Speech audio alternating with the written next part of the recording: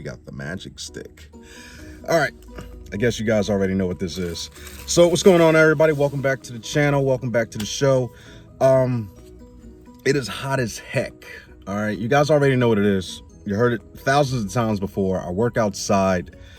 I probably won't get my garage until after this build is done, because I'm dumping like a lot of money into this car, and of course you need money for a garage. Anyway, you guys already saw what it is. All the parts are in for me to actually get this motor buttoned up and freshened up. Like, you guys are fussing at me because I need to come up with part 4 of how to LS swap the Pontiac G8. But you guys were all saying, just don't drop in the 5.3, freshen it up a little bit, cam it and stuff like that. So that's what I'm doing. I'm gonna show you guys a little bit of what we got so far. I'm gonna button up this V8, bolt it to the trans. I'm gonna drop this bad boy in. I at least want this thing fired up before the winter. So let's go. I'm gonna show you guys what I got. All right, so as you see, this is a brief rundown. Okay, so alternator / power steering pulley. We got our flywheel, flex plate, whatever. Alternator, motor mounts, air conditioning pump over there, the fuel rails. You can see the fuel rail, my mistake. You can see the motor mount frame brackets, air compressor, well, air conditioning compressor, like I said, alternator. You guys already know what this thing is. This is all gaskets and stuff inside of there, fuel rail. If you look over there, a little bit of lockout tight, windage tray, and that's a 6.2, well, basically that's an LS3 oil pan kit, pulley puller, and here's my finger. And over there we got the frame mount. Here's the G8 sitting right here. And over there we got our torn down but valve springed 5.3 with all the little junk parts and stuff over there. And there's the hood. I'm probably gonna move the hood because I don't want the tips down here to probably get rusty, just in case any exposed pieces of paint are down there. Everything I have out here, oh yeah, there's another box over there too. That's got some stuff in it. So just in case you guys are wondering, I'm gonna try to really button up this engine within today or tomorrow, and hopefully the next video, is going to be part 4 on how to V8 swap the G8. So let's go, baby. All right, some people like to call me backwards, but I prefer to do the oil pan with the engine upside down. It just like, it just kind of makes sense to me. All right, so what we're going to do is we're going to start with the oil pan first, and then I may rotate the engine back right side up and then swap out the cam and stuff like that. But if my preference, unbolt the oil pan. You don't really need to unbolt the filter. I already drained the oil and stuff like that. So that's what I'm getting ready to rock out with right now. Yeah, I'm like at a loss of words because I'm really trying to hurry this up, even though it's like 100 degrees outside. So we're gonna unbolt the oil pan, swap out the windage tray and stuff like that, and then I'm gonna come over here, and the best way for me to get this this seized oil dipstick out is from actually on the inside. And if it's difficult, I'm going to show you guys. If it slides right out, I'm just, you know, going to keep on moving. All right, guys, so there was really no need for, you know, a detailed instruction on how to take off the oil pan. Basically, you unbolt the all the bolts that's on the bottom, and then up here, as you probably see, like right there and right there, you're going to have 2 very long bolts in the back of the oil pan. And remember when I was talking about that stuck, you guys can probably see like right down to the ground, like right there where that bolt hole is. Remember I was talking about the oil dipstick? Basically, I got my rubber mallet wiggled on the outside of the oil pan, like on the back of this side, and I was just gently tapping, and it slid right on out. So far, the 5.3 looks pretty good on the inside, because like I said, this thing was a good, solid, good oil pressure running motor out of the Tahoe. So I don't think I'm going to have any problems with the bottom end. And even if I do, you know, who really cares? Because everything will be wired up inside the car, and I can just swap out to like a 6.2 or, you know, 427 or something like that. I don't know. All right, so let me get the windage tray on and the oil pan and flip this bad boy back over.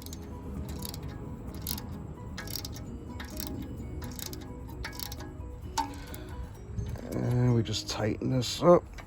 Not too tight. Pretty much like a good snug hand tight. Because this is going to be the last thing you want is one of these oil pan window tray bolts to be falling off inside or something. Man, I gotta tell you that I feel a whole lot better that the sun is going down, and you can see that I got a little shade over here in my little work area. You guys already know how the yard is spaced out. So as you can see, this is an official GM factory oil pan. It came with the pressure switch, the windage tray. Like I told you guys before in the previous video, I already got the oil pan package. These are, if you look on the back side here, oh yeah, just in case you got the plate on. These are the very, very, very long oil pan bolts right here. Obviously, you guys already know where they're gonna go. They're not gonna go anywhere else.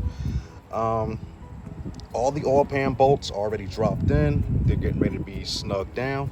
Now, for those of you guys who are probably doing the same truck motor swap as I am doing, you're not crazy, okay?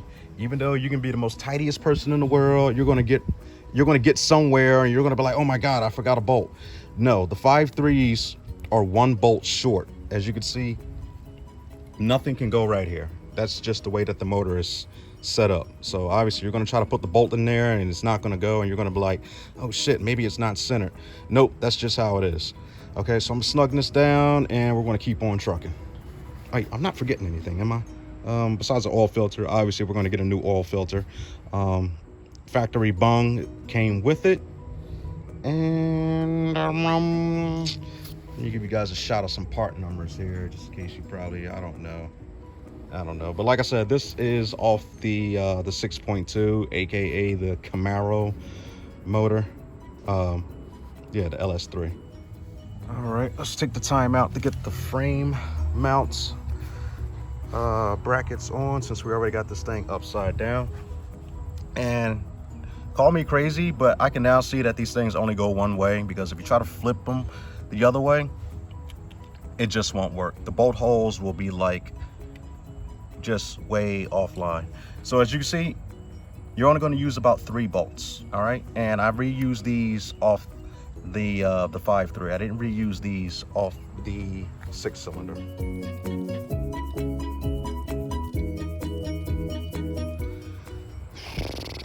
Man, well guys, it's been pretty much a real good busy day. I really got moving, because you can see like my little work area is completely covered in shade.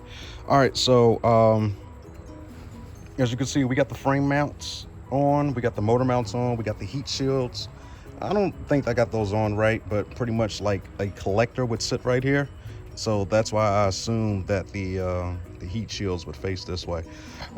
Heat shields on, motor mounts are on. We got the starter on. I was getting ready to say alternator. This heat is getting to me. I might bolt on the air conditioning bracket just because I'm like right here, and then I flip it over to the other side. Also, we got the plate on. I'm gonna just call it the plate. I don't think I'm ever going to refer to it again in any more videos because it's already on, but that's on. We're missing the oil filter. I didn't order that. I might order that later on and have that delivered to the house. Yeah, that's right, I'm lazy. I passed like thousands of auto parts stores and I can't just walk in and get one. I'm lazy. I pulled the plugs out just to check them and see what they're like. These are like absolutely fresh plugs, so I'm gonna clean them up, re-gap them, and put them back in. Well, you can see that they're in. I just, hand tighten them, put them back in, but I'm gonna take them back out, clean them, check them, repoint them, and I'm gonna keep on moving. So let's keep on moving. There we go, baby. Cam swap time. Let's go ahead and take this little bolt out. It's not going to be like a tutorial because you guys already know how to swap a cam on an LS engine. There's thousands, if not millions and billions of videos on YouTube on how to swap a cam. So I'm probably just going to speed through this. Look at that. This is a torque to yield boat, guys. Goodbye. Look at that, man. We're just moving along. I give you guys like a little tidbit on, little pro tip on how I did mine. You guys probably got like a Harbor Freight place around you. This video is not sponsored, by the way, by Harbor Freight. I'm just letting you guys know what I got. I got the 3-inch, 4-inch, 6-inch pulley puller, just in case. I really didn't know what size puller was actually going to work on here, because to my knowledge, there's various different types of, you know, crank pulleys on these motors. I'm using the biggest one that's in there, which is the 6-inch. So I'm just going to crank this thing down, get the pulley off, pop off the water pump, get those bolts up out of there. And I know I got a timing chain set somewhere around here. It's probably in the house. I'm going to pop that on, get the cam on, and button this back up. This is, oh my God, the neighbors having a great time over there. Big shout out to them. Yeah, this cam swap normally takes like an hour. You guys know, man, it's nothing new. You guys know how to swap a cam. Like I said, there's thousands of videos on YouTube on how to cam swap LS engines. I really don't need to go into details about it. Keep moving, man. Free, we are free, boss. We are free. Yes. Yes, dear children, laugh. We are free. Doom, doom, doom, doom. Doom, doom, doom, doom, doom, doom, doom, doom, doom, doom, doom, doom. Ticka, ticka, ticka, ticka, ticka, ticka, ticka, ticka, doom, doom, doom, doom. Moving right along. So, water pump's off. Obviously, crank is off and everything else like that. So this is what you're gonna do. I don't even know why I'm telling you guys this, because you guys already know. There's thousands of videos on YouTube. I'm gonna unbolt the oil pump, and that bolt that I threw away earlier, the center bolt right here, we're gonna reuse that, because that's gonna help us turn our motor basically up to top dead center. Because you see here, I was getting ready to point to this one, but that was a mistake. This timing mark that's right here, okay? This one here has to be facing at 6 o'clock, and the gear that is on the crank has to be facing at 12 o'clock. So we're gonna pop that bolt back inside of here. We're gonna crank the motor. We're gonna line those two up. That's gonna allow us to keep everything within sync. Unbolt our little bolts right here, our timing chain, our sprockets. Put on the new set, bolting it back all up in reverse. Done. Easy. Oh yeah, and by the way, we're gonna be sliding the cam out of there, and we're gonna be sliding in our new cam, okay? All right, guys, so as you can see, we got our cam out, and we got our new, well, let me show you guys right here. We got our old cam out, and we got our new performance cam right here. We're gonna pop this bad boy in. Ugh, it's so grimy in there, but I'm gonna clean that up along the way, and let's get rocking, man. This thing looks beautiful, absolutely beautiful. It does. Focus on this, not that motor. Oh man, look at that. Make you want to eat with it like a spoon or something. It's all in high definition, baby. All right, so the cam is in. Guys, also, no matter what you do, you always want to replace this plate, okay? Because the little thin even though how minute this gasket looks behind there, it is very, very important, because that's going to give you a variance in oil pressure. Okay, so no matter what, in my opinion, the gasket that's behind this little thrust plate right here is a one-time use gasket also, along with the crank bolt. Okay, so I'm gonna tighten all this down. I'm gonna put my new chain and stuff on, my new fresh gasket, bolt that all up. And also, I kind of did things a little backwards too. It helps never mind. I'll explain that later on. But just to touch a little bit upon it, I did have to take the oil pan back off. Because I messed up. I was in a hurry, so I had put the oil pan and stuff on the pickup tube and everything like that. The little bolt for the oil pump gets bolted to something down here. I forget exactly what it is, because the sun is beating down on my brain and I'm going crazy. So if you have your engine on the engine stand, take the pan off, take the windows tray out, unbolt the oil, unbolt, there we go, unbolt the oil pickup tube, because you know that bolt's going to be in the way. That's going to allow you to do all this very properly and give you everything with good seating. All right, move on.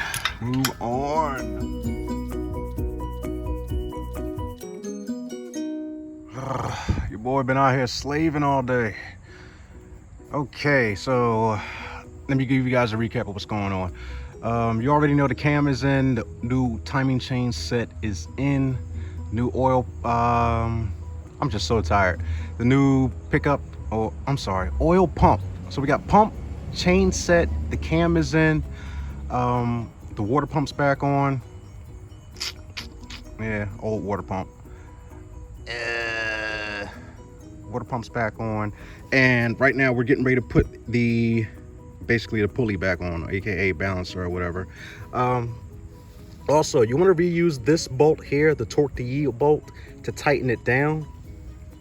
And then once you got it tightened down and everything like that, that's when you want to use your, I know I got it here somewhere. Yep. That's when you want to use your brand new bolt. This here, the one I got from ARP, is basically a reusable bolt. It's not torque to yield. I guess I can drop the part number right there for you guys, the balancer bolt. You can see it comes with a couple washers, assembly lubricant, and stuff like that. Also, this video is not sponsored by ARP. Just showing you guys what I'm using. And I believe, don't quote me on this one, but I do think you torque this bolt down to, mosquitoes are coming out. Guess that means it's almost time to go. You torque it down, I don't know, 67 foot-pounds or 32 foot-pounds or something like that. I'm really not sure, but I am going to Google it before I tighten it down anyway. Just want to give you guys an idea of what's going on. And as you can see, the oil pan is still not on yet. Neither is the pickup tube and stuff like that. So I'm going to bolt that stuff back up, and I should be good to go. Yeah, looks like progress, right? But it's actually the 5.3 is a little bit in shambles. Let me show you guys what's going on. Dun, dun, dun. Now I bet you all of the viewers are probably like, dude, what the hell? What the hell? All right, so let me show you guys what's going on. Now, if you look over here, one of these is not like the other. Okay? One of these are not like the other. That's pretty much it. One of those are not like the other. Man, it's been a long, rough day. A very progressful day. So pretty much, this is what happened, right? My goof, my mistake. And a little bit of neglect. I think that kind of like equals up all the way up to my mistake, right? So this is what happened, right? As you can see, we bolted up the short block part, crank pulley, all that stuff got bolted back on. This is the hard part and the stupid part about me, because I should have at least bought a work table. That way I could have laid everything out. I was putting sockets on top of the motor and stuff like that, and that famous 10 millimeter fell down in the intake port. And as I was trying to spin the motor over, I'm going, and I'm fighting with it. And as you guys see, I bent a push rod. Yeah.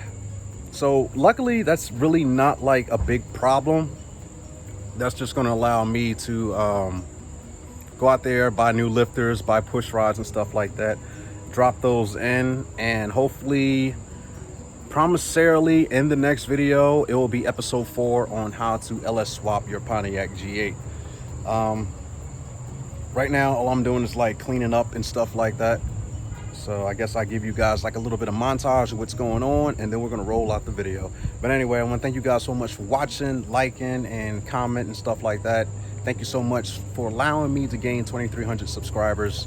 The channel's growing pretty quick, I'm gonna say. I didn't even think I was probably gonna get like 10, but I got like 2,300 right now as of this video. And that's it. I'm done rolling off at the mouth.